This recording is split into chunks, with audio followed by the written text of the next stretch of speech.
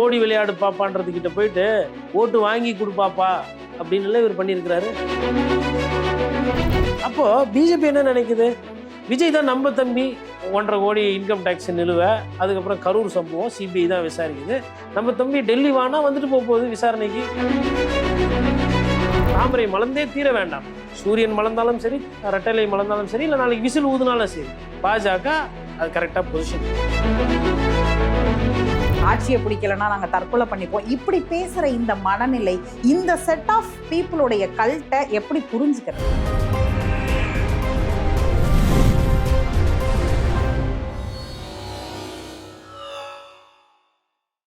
பெண்கள், குழந்தைகள், வயது வரம்பற்று எல்லா தரப்புல இருந்தும் ஒரு குரூப் ஆதரிக்கிறதும் ஆதரவாக பேசுறதுங்கிறத பார்க்குறோம். சோஷியல் மீடியாவில் இருக்கிற ஹைப்பை நீங்களே பார்த்துருப்பீங்க. அது ட்ரெஸ் கோடு போட்டுட்டு போய் போலிங் பண்ணுறதுல தொடங்கி இன்னைக்கு வரைக்கும் நாளைக்கு எலெக்ஷன் ரிசல்ட் என்னவாக வரும் அப்படிங்கிற இடத்துல வரைக்கும் ஏதோ ஒரு ஹைப்பை அவங்க வச்சுக்கிட்டே இருக்கிறது அப்படிங்கிறது. அதாவது தொடர்ந்து இங்கே தற்கொலைக்கு எதிராக பேசின, தற்கொலைகளுக்கு ஒரு கவுன்சிலிங்லாம் பண்ணி நாமெல்லாம் அந்த செய்தியை, நீங்களும் நானும் அந்த செய்தி எழுதும்போது கூட கீழே இது தற்கொலை தீர்வல்லன்னு ஹெல்ப்லைன் நம்பர்லாம் கொடுத்து தான் செய்தி எழுதணுங்கிற அளவுக்கெல்லாம் நாமெல்லாம் அவ்வளோ கொஞ்சம் கொஞ்சமாக படிப்படியாக முன்னேறி வரும்போது டேரிங்காக ஓப்பனாக ஆட்சியை பிடிக்கலன்னா நாங்கள் தற்கொலை பண்ணிப்போம், இப்படி பேசுகிற இந்த மனநிலை, இந்த செட் ஆஃப் பீப்புளுடைய கல்ட்டை எப்படி புரிஞ்சுக்கிறது?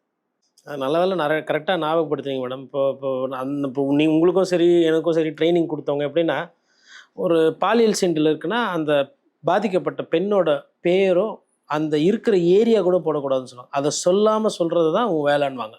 போலீஸ் சொல்லுவாங்க, வக்கீல் சொல்லுவாங்க, நீ உனக்கு எங்கே போச்சுன்னு கேட்பாங்க. அதாவது நான் சொல்கிறது தரமான பத்திரிகையில், ஓகேங்களா? தரம் கெட்டவங்க எப்படி வேணா விக்டிமை ரிவீல் பண்ணக்கூடாது, இறந்தவங்களோட இந்த இறப்பை கொச்சப்படுத்தக்கூடாது. அதுக்கப்புறம் அது யாராக ரவுடியாக செத்து போனாலும், லாக்கப்பில் செத்து போனாலும் அந்த இடத்துல நம்ம ரவுடிக்கு ஆதரவாக ஒரு நிலைப்பாடு எடுப்போம். ஏன் அப்படின்னா உயிர் போயிடுச்சு, என்னை சுட வந்தான் அதனால நான் திருப்பி சுட்டேன் அப்படின்னு ஒரு வாதம் இருக்கும் காவல்துறையில். அந்த வாதத்துக்கு எதிர்வாதம் யாருன்னா, ஏன்னா அந்த இறந்தவருக்கு இன்னைக்கு பேசுவதற்கு ஆள் இல்லை. இதுதான் பத்திரிகையாளரோட தர்மம். இப்போ கரூரில் நம்ம 42 பேர் இறந்ததுக்கு நம்ம அங்கே போய் நிற்கும் போது இவங்க என்ன பண்ணுறாங்க, அதை பற்றி பேச மாட்டேன்றாங்க. அவங்களுக்கு என்ன அடுத்தது, அந்த குடும்பத்துக்கு இனிமேல் யார் பார்த்துக்குருவாங்க, அந்த குடும்ப வேலை வாய்ப்பு என்ன, படிப்பு என்ன, 20 லட்ச ரூபாயில் எல்லாமே முடிஞ்சிருமான்னு எனக்கு தெரியலங்க. பணம் 10 செய்யுமான்றது எனக்கு புரியல. எது செய்ய முடியுமோ அதான் செய்ய முடியும். அதை பேசுறது கிடையாது. இவர் பண்ணாரு, அவரு பண்ணாரு, அந்த அதிகாரி பேர் சரி அங்கேயே இருந்தாரு, இவர் என்ன பண்ணாரு, ஏன் அவர் ஊரை விட்டு ஓடி வந்தார், இன்னி வேறலாம் அதுக்கு பதில் கிடையாது.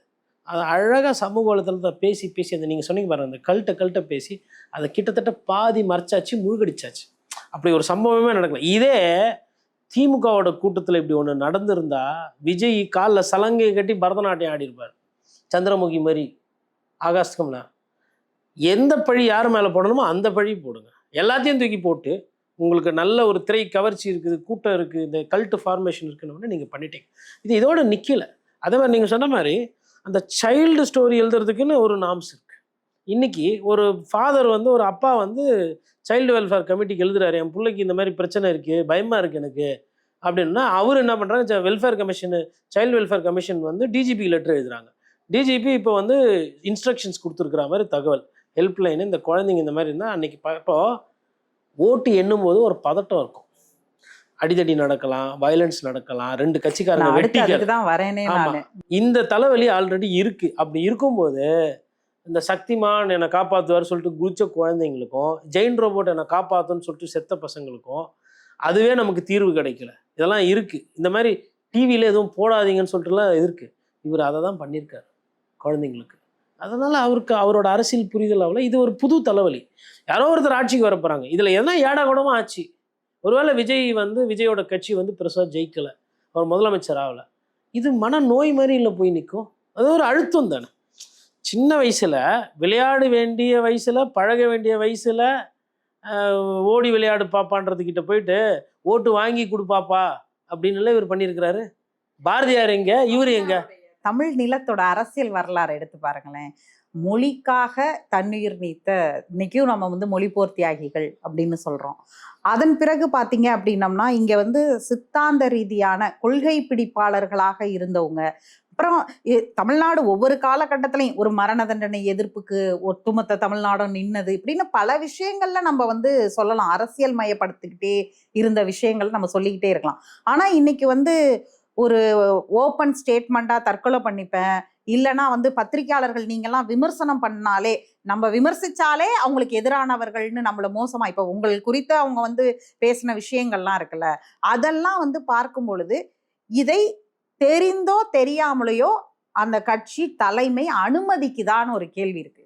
100% அனுமதிக்கிறது மேடம். அதாவது இப்போ நான் வந்து இப்போ பேசும்போது நானே எதனா தவறான வார்த்தைகள் பயன்படுத்திட்டா, எங்கள் குடும்பத்தில் முன்னோர்கள் இருக்கிறாங்க, அப்பா இருக்கிறாங்க, அப்பா இப்போ இல்லை, சித்தப்பா இருக்கிறார். அவர் பார்த்துட்டு ஒரு சில நேரத்தில் காணொலியில் பார்த்து இந்த வார்த்தை தவறான வார்த்தை, இதை பயன்படுத்தாதான்னு. அதுவும் நான் அதேமாதிரி என்னோட டீச்சர்ஸ் இருக்கிறாங்க ஒரு சிலர். ஜேர்னலிசமுக்கும் அவங்களுக்கும் சம்மந்தம் கிடையாது. பட் ஆனால் நம்ம வீட்டுக்குள்ளே இந்த மாதிரி பேசக்கூடாது, இது நாகரிகமாக இல்லை, இது சொல்லாடல் நல்லா இல்லை, இது அருவருப்பாக இருக்குன்ற மாதிரி திருத்தக்கூடியவங்க. நானும் அதை கேட்பேன். ஏன்னா அவங்க வந்து நல்லது சொல்கிறாங்க, அதை கேட்டு பொருளை ஒன்றும் தப்பு, எல்லாம் எனக்கு தெரியும், உங்களை விட எனக்கு தெரியும் அப்படின்னு நினச்சேன்னா அங்கே தான் என்னோட அழிவு ஆரம்பம். இப்போ இங்கே என்ன பிரச்சனைனா, குறிப்பாக இந்த பாதி பிரச்சனைக்கு முக்கால்வாசி காரணம் ஐயா ஆதவர்தனும் அவர்கிட்ட இருக்கிற அந்த பணமும் தான். இப்போ இந்த மாதிரி ஒரு ஒழுங்கினமான செயல்களோ இந்த மாதிரி விஷயங்களை எனக்கு ராஜ்மோகன் அவர்களோட அவரோட பேச்செல்லாம் கேட்டிருக்கேன், மேடை பேச்சு பார்த்துருக்கேன். ரமேஷ் பேசுவார் அந்த இளம் பேச்சில், அவர் பேசியிருக்கேன். திருச்செங்கோடில் ஒரு இவர் இருக்கார் அருண்ராஜ், அவரோட அந்த பேச்சு நட அதெல்லாம் பார்க்குறோம். யாருமே வந்து இந்த மாதிரி ஒரு வக்ரமான ஒரு விஷயத்தை வந்து தூவி விடுறது கிடையாது. செங்கோட்டையன் அவர்கள் 1000 விமர்சனம் அவர் மீது பத்திரிகையாளர்கள் வச்சிருக்கிறாங்க. அவர் பார்க்காத பிரச்சனைகள் கிடையாது. அவர் பேர் டேமேஜ் ஆகி ரிப்பேர் ஆகி திருப்பி டேமேஜ் ஆகி ரிப்பேர் ஆகி சரி செஞ்சு இவ்வளோ விஷயத்தை பார்த்துருக்காரு. அவருக்கு பேர்லையுமே வந்து பத்திரிகையாளர் எழுதின போதும் அவர் இந்த மாதிரி வன்மத்தெல்லாம் கட்டமைக்கிறது. அப்போ இன்னைக்கு ஒன்று இதெல்லாம் அதிகமாக நடக்குதுன்னா நான் என்ன சந்தேகப்படுறேன்னா, யாரோ முக்கியமாக ஆதவர்ஜுனை போன்றவர்களோ யாரோ வந்து இதை வந்து சந்தோஷமாக இதை செலிப்ரேட் பண்ணி அதுக்கு ஃபண்டிங் பண்ணுறாங்க. இப்போ பொழுதுக்குமாவே வந்து நீங்கள் ஸ்பேஸில் உட்காந்து பேசிகிட்டு இருப்பீங்க, த்ரெட்ஸு போட்டிருப்பீங்க. ஸ்கூலுக்கு போகிறீங்களா, காலேஜ் போகிறீங்களா, வேலை வெட்டி எதுனா இருக்கா? இப்போ நான் பேசுகிறேன்னா இது என்னோடய வேலை. இது அதை தாண்டி எனக்கு இதை தாண்டி வேறு வக்கீல் தொழில் இருக்குது, வேறு எனக்கு கன்சல்டன்சி வேலை இருக்குது. நான் என்ன கேட்குறேன்னா, நீங்கள் கம்யூனிஸ்ட் தோழர்கள் அல்ல. அது 100% நான் எந்த கோயிலில் வேணாலும் சத்தியம் பண்ணி சொல்லுவேன். கம்யூனிஸ்ட் தோழர்கள் வந்து முழு நேரம் வேலை பார்க்குறாங்கன்னா அவங்களுக்கு ஒரு ஊதியம் வரும். அந்த ஊதியம் வந்து அவங்கள பார்த்துக்கிறதுக்கே பத்தாது. அது ஒரு தவ வாழ்க்கை. அது வந்து ஒரு தியாகம், தவம், அது பெரிய சப்ஜெக்ட். அது நமக்குலாம் ஒத்தும் வராது, புரியாது. இவங்க அப்படி இல்லை. ஆனால் நீங்கள் இவ்வளோ எனர்ஜி காட்டுறீங்க, இவ்வளோ பண்ணுறீங்கன்னா அப்போ ஏதோ பசை அங்கே பாய்கிறது. அது லாட்ரி பணமா, இந்த வேறு எதனா பணமா, சினிமா பணமா, ஃபஸ்ட்டு டே பிளாக் டிக்கெட்டில் வந்த பணமா, அது எனக்கு தெரியாது. அது என்ன பண்ணுதுன்னா ஒரு ஹைப்பை தொடர்ந்து கிரியேட் பண்ணும். அதற்கு நிறைய இளைஞர்களும் அவங்களுக்கு பிடிக்குது. அது அந்த வைப்பு பண்ணுறது, சாங் போடுறது, டிக்டாக்கு த்ரெட்டில் கமெண்ட் பண்ணுறது, கீழே வந்து கமெண்ட்ஸ் ஆபாசமாக போடுறது, இது எல்லாத்துக்குமே ஏதோ நான் என்ன நினைக்கிறேன்னா, நல்ல தண்ணி பாய்ஞ்சால் தானே அங்கே விவசாயம், நெல்லில் புல் கில்லு பறவை கிரவை எல்லாம் இருக்கும். இப்போ தண்ணி பாயுது, யார் அந்த தண்ணியை ஊற்றுறது? நீங்கள் வந்து ஊழலை ஒழிக்கிறேன் எப்படி ஊழலை ஒழிப்பீங்க? பூரா கேஸ் வாங்கினவங்க. எவ்வளவு டேரிங்கா வெட்டுவோம் பத்திரிகையாளர்கள் எதிர்த்து பேசுறவங்களையோ, இல்லை எதிர்த்து பேசுறது என்ன, விமர்சிக்கிறவங்களையோ, இல்லை ஒரு அனாலிட்டிக்ஸை பேசுறவங்களையோ, ஒரு திறனாய்வு செய்யறவங்கள, பத்திரிகையாளர்களை இதுக்கு முன்னாடி பல அரசியல் கட்சிகளை பார்த்துட்டு தான் நம்ம வந்திருக்கோம். யாருமே வந்து வெட்டுவோம் கொன்னுடுவோம்லாம் இது வரைக்கும் பேசினதில்ல. ட்ரால் அதிகபட்சமா நீங்களும் நானும் வந்து யார் குறித்து அன்னைக்கு டிபேட்ல பேசுறோமோ அவங்க வந்து நம்மள ட்ரால் பண்ணுவாங்க. அதுதான் அதிகபட்சமா இங்க நடக்கும். நாம அதை கடந்து போயிடுவோம். ஆனா இந்த அளவுக்கு ஒரு வைலன்ஸா இது வரைக்கும் பேசினதுல தமிழ்நாடு பத்திரிகையாளர்கள் நோக்கி இவ்வளவு வைலன்ஸா நகர்ந்தது இல்லை. இதுதான் வந்து ரொம்ப அலாமிங்கான ஒரு இதா பார்க்க வேண்டியதா இருக்கு இல்லையா? அதான் மேடம், இது வந்து எப்படின்னா தங்களைத்தானே ஏமாற்றிக் கொள்வது. இது இப்போ நீங்க பத்திரிகையாளர், நான் ஒன்று உதாரணத்துக்கு சொல்றேன். திமுக அரசு இன்னைக்கு வந்து ஒரு சில நெருக்கடியில் இருக்கு. அதாவது இது திருப்பி ஆட்சிக்கு வருமா வராதா, இந்த இவ்வளோ கெட்ட பேர் எதனால் விஜய்க்கு தாவேக்காக்கு இளைஞர்கள் ஓட்டுனா, அவங்க பண்ண ஒரு தப்பு வந்து பத்திரிகையாளரோட வாய் சுதந்திரத்தை அவங்க பறிக்க முயற்சி பண்ணது. ஒரு சில இடத்துல பறிச்சிருக்காங்க. நீங்கள் என்றைக்குமே ஊடகங்களோட வாயை வந்து ஊர் வாயும் ஊடகம் வாயும் ஒன்று, அதை மூட முடியாது.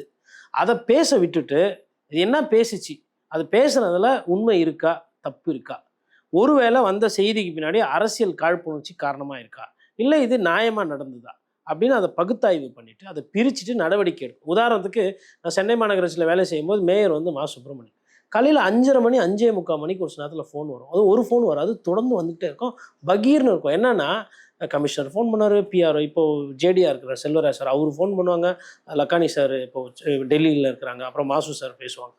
திருப்பி திருப்பி வருதுன்னா என்னென்னா, நம்ம வெறும் ஒரு சாதாரண ஒரு டெய்லியில் வேலை பார்க்குற ஒரு பத்திரிகை. என்னன்னா நம்ம ஒரு செய்தி போட்டிருப்போம், 4 கோடி டெண்டரில் முறைகேடு, 2 கோடி டெண்டர் பிரச்சனை அப்படின்னும் போது கலைஞர் முதலமைச்சராக அதை காலையில் பார்த்துட்டு இது என்னன்னு கேட்பாருங்க.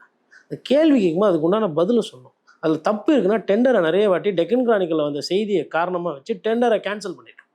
அப்போ என்ன ஆகுனா அங்கே ஒரு தப்பு தவிர்க்கப்படுகிறது. தப்பு ஃபுல்லாக தவிர்க்க முடியாது.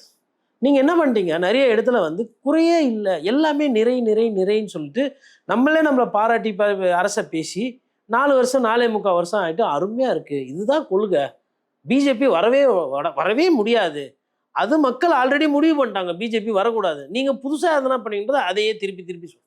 இது என்ன ஆகி போச்சு, ஒரு சைடு இளைஞர்கள் மத்தியில் ஒரு கோவம். சரி, இதுக்கு முன்னாடி இருந்த அதிமுகவில் பார்த்தீங்கன்னா பொழுதுக்கும் கட்சி பிரச்சனையே பிரச்சனை. சசிகலா பிச்சுன்னு போயிட்டாங்களா, டிடிவி எடுத்துன்னு போயிட்டாரா, ஓபிஎஸ் அள்ளின்னு போயிட்டாரா, இப்படி பேசி இப்போ அதிமுக கட்சியில் யார் தலைமை இருக்குன்றது மக்கள் பிரச்சனையா, இல்லை அந்தந்த அமைச்சர்கள் அவங்க எவ்வளோ ஊழல் பண்ணாங்கன்றது மக்கள் பிரச்சனையா? ஸோ அதை பேசாமல் தங்கமணி என்ன பண்ணார், விஜயபாஸ்கர் என்ன பண்ணார், அதை பேசலை. இந்த சமூகம் அப்படி போச்சா, இந்த சமூகம் இப்படி போச்சா, முக்குளத்தூர் சமூகம் இல்லாமல் அதிமுக என்ன ஆகும், இதையே அங்கே பேசி இங்கே பேசணும்னா இளைஞர்களுக்கு என்ன ஆகி போச்சுன்னா ஒரு போர் அடித்து வெறுப்பாகி போச்சு. ஓகே, வேலை வாய்ப்பை பற்றி பேசுறதில்ல, வாழ்க்கை மேம்படுறதை பற்றி பேசுறதில்ல, இது வந்து அவங்களுக்கு ப்ளஸ் அதை விஜய் வந்தோன்னா அந்த படம் பார்க்குறது அந்த மோகம் வந்து சேர்ந்து அது மொத்தமாக வந்து இன்றைக்கி ஊடகத்து மேலே அந்த கோவம் திரும்புது. ஊடகத்தில் மேலே இருக்கிற அந்த மரியாதை அந்த மாண்பு என்பது குறைச்சி, அதுக்கு நம்மளுமே ஒரு காரணமாக இருந்திருக்கும். அவங்கள ஒன்றும் சொல்லக்கூடாது, அவங்க படிக்காதவங்க, படிப்பில் பெரிய கவனம் செலுத்தாதவங்க, பட் படித்தவங்களே இப்படி இருக்கிறாங்கன்னும் போது அவங்க அது பண்ணுறாங்க, அவங்களுக்கு அதனோட சீரியஸ்னஸ் தெரியாது. இப்போ இதை வந்துட்டு என்னன்னா அந்த அரசியல் புரிதலோ இல்லை அந்த பக்குவமோ எது செய்யலாம் எது செய்யக்கூடாதுன்றது தெரியல. பொது வாழ்க்கையில் பார்த்தீங்கன்னா அவங்களோட அந்த பிஹேவியர், அதாவது ஒருத்தர் வீட்டு மேலே ஏறி நிற்கிறது, அவங்க வீட்டு டேங்க்கு மேலே ஏறி நின்று செருப்போடு நின்று டேங்க் உடச்சின்னு உழுது, மரத்து கிளையை உடைக்கிறது, இல்லை வந்து தாவுறது, இது மாதிரி நிறைய டேமேஜ். அங்கே ஒரு கார் இருக்குன்னா அந்த கார் மேலே ஏறி நிற்கிறது. விஜய் சார் வரும்போது அந்த கார் வாங்கினவர் என்ன பாவம் பண்ணார், ஆல்ரெடி இது இஎம்ஐயில் இருக்கும், ஏதோ ஒன்று இருக்கும். அப்போது அது பேசிக்கில் ஃபஸ்ட்டு தப்பு. ஸோ அப்போ அங்கேருந்து அது ஆரம்பிக்குது. அதுக்கப்புறமா பார்த்தீங்கன்னா இப்போ அந்த நீங்கள் சொன்னீங்க வெள்ளை ஷர்ட்டு காக்கி பேண்ட், இப்போ என்னோட ஓட்டு நான் போடுறது ரகசியம் யாருக்கும் சொல்லக்கூடாதுன்னு தான் இவ்வளோ வருஷமாக சொல்லி வளர்த்துன்னு வந்திருக்கிறாங்க. ஏன்னா குடும்பத்திலே அண்ணன் தம்பிக்கு ஒரு கட்சி பிடிக்கும், அது சொல்லி அது ஒரு வன்மமாக இருக்கும். ஓட்டு போட்டியா, ஓட்டு போட்டேன், அவ்வளோதான், அதோட முடிஞ்சு போச்சு. இல்லை மனைவி கணவர் கூட ஒரு கருத்து வேறுபாடு வரும், எங்கள் அப்பா இந்த கட்சிக்கு தான் போட சொன்னார், இல்லை எங்கள் அப்பா எந்த கட்சிக்கு போட சொன்னார், அங்கே கூட சண்டை வரும். இந்த சின்ன விஷயத்துலேருந்து பெரிய விஷயம் எதுவும் வரக்கூடாது, அதனால தான் உங்கள் ஓட்டு உங்களோட உரிமை, அது உங்களோட ரகசியம்னு சொன்னாங்க. கொஞ்சம் கூட மூளையே வேலை செய்யாமல் இப்போ அந்த பேண்ட்டை போடணும். சரி, இப்போ அங்கே யாரோ ஒருத்தர் பார்த்துக்கிறாங்க, கட்சிக்காரங்க நோட் பண்ணி வச்சுருப்பாங்க, நாளைக்கு தோத்துடுறாங்க பார்த்து வச்சவங்க, அவங்கெல்லாம் வந்து மதர் தெரேசா கிட்டேயோ மகாத்மா காந்திக்கிட்டேயோ எதுவும் சத்தியம்லாம் பண்ணிட்டு வரல, அரசியலில் தூய்மையாக தான் பண்ணுவோன்ட்டுன்னு. அவங்களுக்கு ஒரு பணமும் கொடுத்துருப்பாங்க பூத்து வேலை பார்க்குறதுக்கு. மேலே இருக்கவர் உன்னை நம்பி கொடுத்தான் பூத்து, உன் பூத்தில் எவ்வளோ தெரியுமா ஓட்டு, வேறு இவ்வளோ ஓட்டு கம்மியாக இவ்வளோ ஓட்டு இருக்கும்போது கோவம் வரும்போது ஆல்ரெடி அந்த ஊரில் இருக்கிறவங்களுக்கும் இவங்களுக்கும் என்ன டேர்ம்ஸ் நமக்கு தெரியாது. இதெல்லாம் வந்து வெறுப்பு தேவையில்லாமல் விதைச்சிக்கிறது தானே. உங்களுக்கு பிடிக்குது விஜயண்ணாவை, அமைதியாக போய் பொத்துனாப்பில் போய் ஓட்டை போட்டு வெற்றிக்குனாவோ அதை பண்ணிட்டு போங்களேன். எதுக்கு இப்படி தம்பட்டை அடிச்சிக்கிறீங்க? என்னைக்குன்னா யாருன்னா ரெட்டையில் ஓட்டு போட்டவங்க தலையில் லைட் வச்சுன்னு போனாங்களா, இல்லை உதயசூரியன் போனவங்க தொப்பி போடணும் உதயசூரியன் போட்டுன்னு போகிறாங்களா? ஏன் அந்த நாகரிகம் அந்த பண்பு, அதுக்கு பின்னாடி இருக்கிற சூட்சமும் உங்களுக்கு புரியல. இது 2. 3வது இன்னொன்று, சமூக வலைதளத்தில் பயமே இல்லாமல் போடுறது. இப்போ இந்த பிஎன்எஸை பற்றி நம்ம சொன்னோம், கருத்து ஏடாகூடமாக சொன்னாலுமே டெல்லியில் பிஜேபி ஒரு சிலர் தூக்கி வச்சுருக்குது, இங்கேயுமே டிஎம்கேக்கு சில பண்ணியிருக்கிறாங்க, ஏடிஎம்கேல பண்ணியிருக்காங்க. இப்போ நாளைக்கு இந்த சட்டம் உங்கள் மீது அரசியல்வாதிகள் உங்களை பழி வாங்கிறதுக்கு நான் பண்ண போகிறது கிடையாது. இதெல்லாம் இதுக்கு மேலே நம்ம ஏன் அப்படின்னா அறியாதவர்கள் தெரியாதவர்களை வசைப்பாடியோ இல்லை அவர்கள் மீது ஒரு கம்ப்ளைண்ட் கொடுத்து நான் என்ன வாரிக்க போகிறேன்? விஜய் சாரை பற்றி நான் விமர்சனம் பண்ணுறேன், விஜய் சார் என் மேலே மான நஷ்டம் ஈடு கேச்சு பாருங்கன்னா தகும், அதை நான் ஏற்றுக்கிருவேன். சம்மந்தமே இல்லாமல் வேலை கிடைக்காம சும்மா சுற்றுறவங்களும் செல்ஃபி எடுக்கிறவங்களும் செல்ஃபி புள்ளக்கார பசங்க மேலே அவங்கள பற்றி நம்ம பண்ணி என்ன ஆகும்? அதனால் இது ஒதுங்கி போகிறதா அர்த்தம் கிடையாது. என்னோட நோக்கம் என்பது உங்கள் தலைவரை சரி செய்கிறது, நல்ல அவர் அரசியல் பண்ணணும், அவர் ஒரு நல்ல அரசியல்வாதியாக வரணும், அவர் நல்லபடியாக இந்த மக்களையும் மண்ணையும் ஆளலாம், தப்பில்லை. அந்த குறுகிய பார்வையில் எனக்கு கிடையாது. உங்களுக்கு இருக்கலாம், உங்களையே அவர் மதிக்கிறது இல்லை, உங்களையே அவர் மெச்சுறது இல்லை, உங்களை அவர் கிள்ளுக்கீரியாக நடத்துகிறாருன்றதுக்கு தான் நம்ம பேசிக்கிட்டு இருக்கோம். என்றைக்கு 42 பேர் செத்தப்போ மனிதாபிமானம்லாம் விட்டு ஓடிட்டு வந்தாரோ அதை நீங்கள் கேள்வி கேட்கல, நாங்கள் பத்திரிகையாளர் கேள்வி கேட்கல.